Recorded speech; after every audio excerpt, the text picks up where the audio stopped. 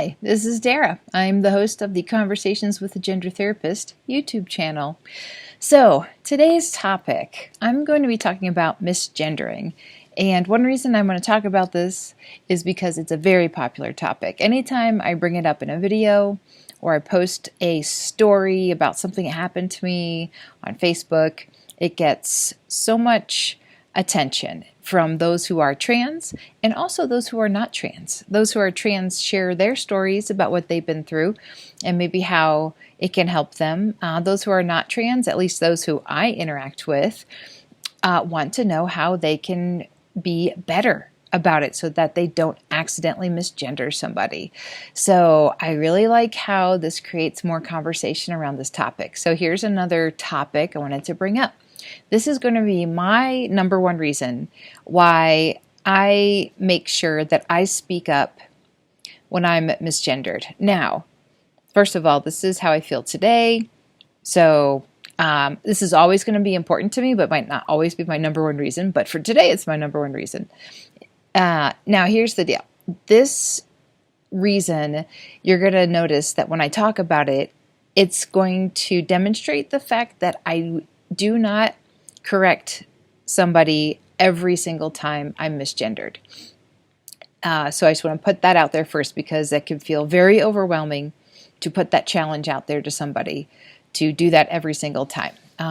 So what I have decided to do is I need to prioritize for myself. When is it that I'm going to correct someone? So just to sort of give you an example for myself, I identify as non-binary. So for me, I am misgendered when somebody addresses me as ma'am, or if I'm with somebody who's female appearing, they call us ladies. If somebody says to me, hey lady, or hey girl, that kind of thing, that's misgendering because I am not female, and therefore I'm not being gendered correctly. Now, being non-binary means the chances of somebody actually addressing me using non-binary terms is pretty low. So the hope is that perhaps somebody won't use any kind of gendered term, instead using words like friends, folks, y'all, or just doesn't use any sort of gendered term with me. Okay, so that's the background about what to me it means to be misgendered. And I have realized that for me it has to do with connection. If I am in an interaction with somebody, and for me, I want to be sure I can feel like I'm connecting with this person and they misgender me, I'm going to take the time to talk to them about it. And I'm going to have a conversation with them about it. And the reason I figured this out is because I've been testing this out for, I'd say a couple months now, pretty consistently, where I'll correct somebody if I'm just in line, let's say it's like at the grocery store or it's at a coffee shop.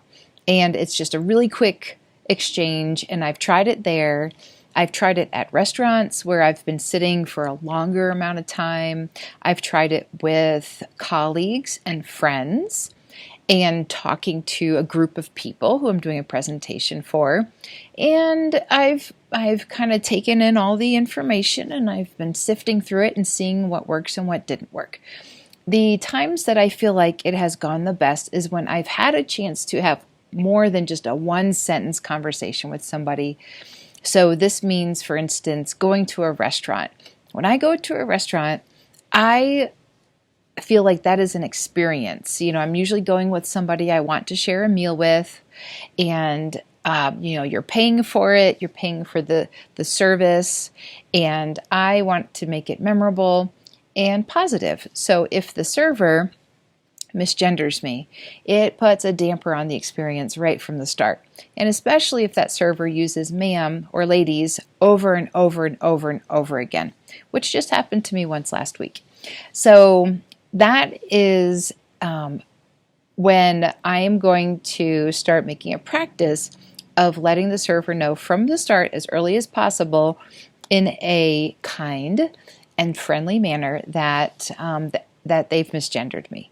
That's because I want the rest of the meal to, I want to be able to feel connected to the server. And I want them to feel connected to me as a customer.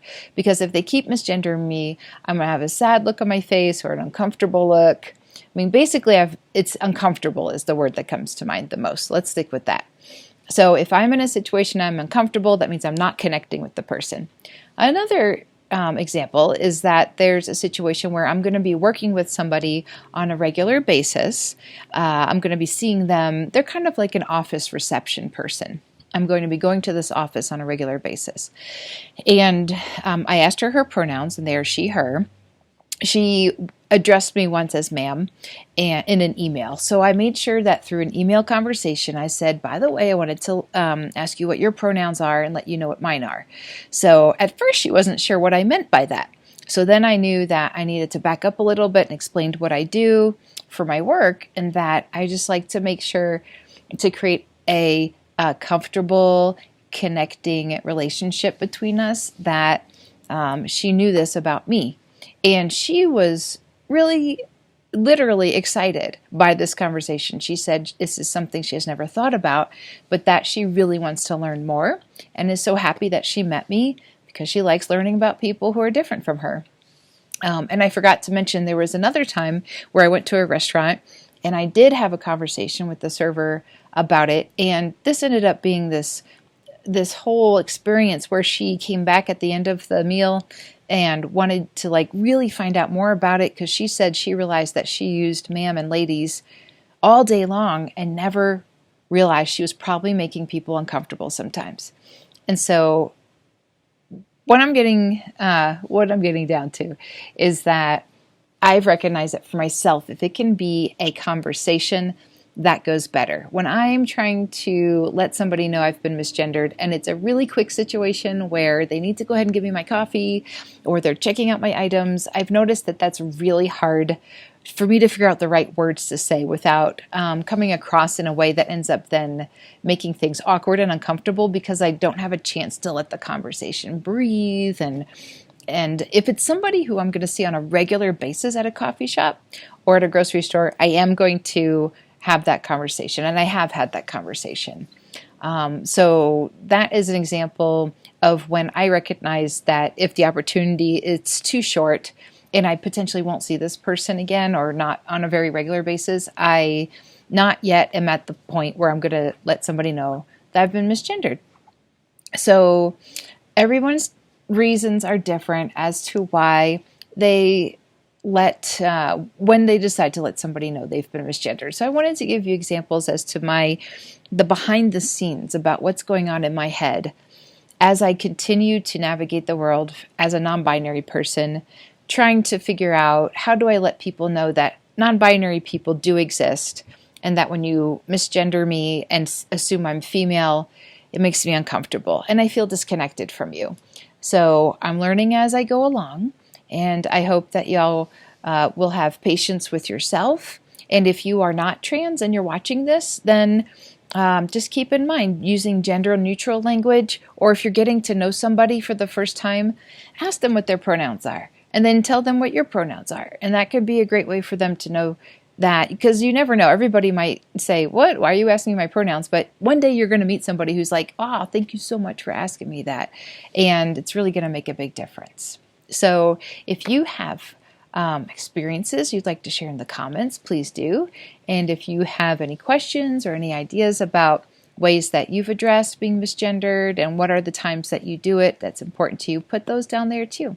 I really appreciate you taking the time to sit with me and watch this video. I'll be back again later. Just wanted to mention one more thing real quick before you go. This video is sponsored by You and Your Gender Identity, A Guide to Discovery, which is my book. Hold on a second. So here's the book, and it is available at discoveryourgenderidentity.com. If you type in coupon code YouTube, you get 10% off. The book will also be signed by me.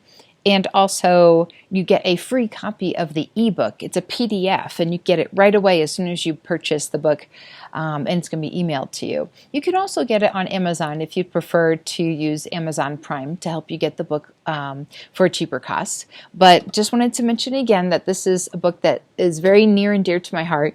It helps you explore your gender identity. It's a workbook. There's questions, there's quizzes, there's journaling. And when it comes down to it, it's something that I know a lot of you still are contemplating and working through. So again, sponsored by You and Your Gender Identity, A Guide to Discovery. Thanks. That's the first time I've said that in a video, so we'll see if that was annoying or not. Take care, and I'll be back to talk to you again soon. Bye.